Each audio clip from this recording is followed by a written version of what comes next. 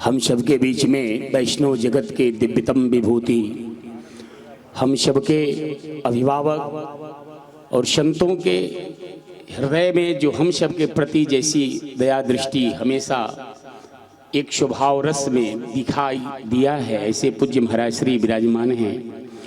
व्यासपीठ पर विराजमान पूज्य साकेतवासी मामा जो सरकार के परम लाडले दुलारे पूज्य श्री हरिदास जी महाराज, इस व्यास मंच पर अयोध्या के समस्त विभूतिगण, पूज्य महाराज श्री ने अभी बहुत सुंदर चर्चा किया, आप सब ने श्रवण किया।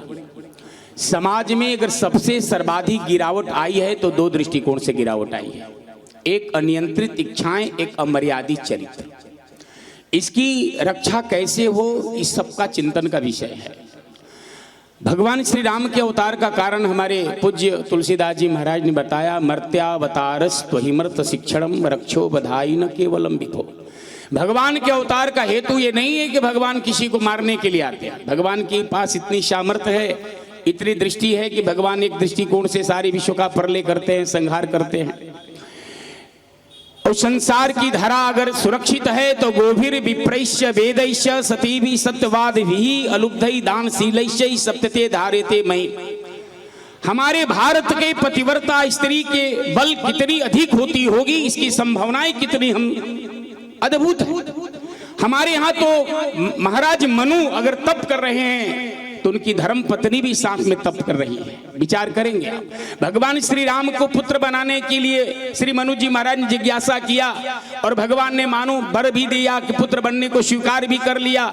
लेकिन विचार करें कि पतिव्रता स्त्री की धर्म बल कितनी अधिक होती हो कि परमात्मा भी खड़ा है और पति भी खड़ा है, दोनों एक ही साथ खड़ा है, समानांतर में खड़े हैं।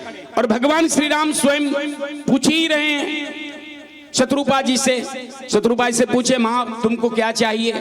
तो शत्रुपा जी चाहती तो भगवान से कुछ मांग सकती थी, लेकिन विचार करें शत्रुपा जी सीधे कहती है कि जो बरनाथ चतुर नृप मांगा सो कृपालु मोहि अति प्रिय लागा।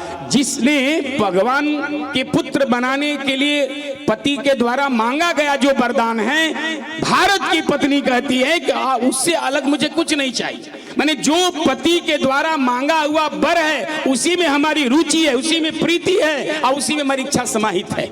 माने पतिव्रता का बल सोचिए कितना होता होगा कि परमात्मा की प्रसन्नता जितनी होती है ठीक है, लेकिन पति की प्रसन्नता का क्या ख्याल रखी मनुस्मृति में। और इसलिए मैं कहूंगा कि इसके जीवन में घर में रहकर सब काम करो पर इतना ध्यान धरे रहना, पर धन के जहर समझ करके छूने से सदा डरते रहना।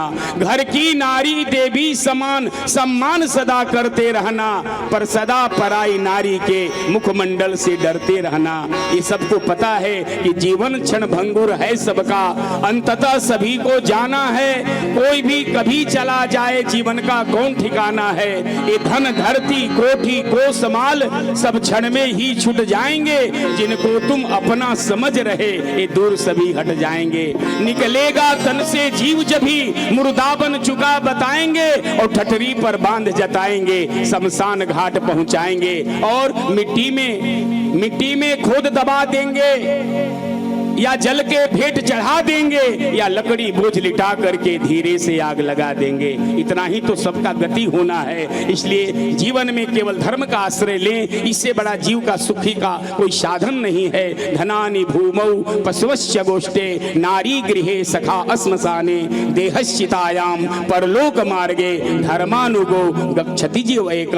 इसलिए धर्म चक्रवर्ती के स्थान पर विराजमान है, यहाँ से धर्म का संदेश नहीं जाएगा तो कहाँ से जाएगा। इसलिए आप लोग धर्मानुगामी बने और पूज्य महाराज श्री का हम हृदय से अभिनंदन करते हैं। आप सभी आगत अतिथियों का वंदन करते हैं और सभी मंच पर विद्वानों का अवध के पावन पवित्र में मस्तक पर चंदन रखते हुए सबको प्रणिपात करते हुए वाणी को विराम। सभी को जय सिया राम।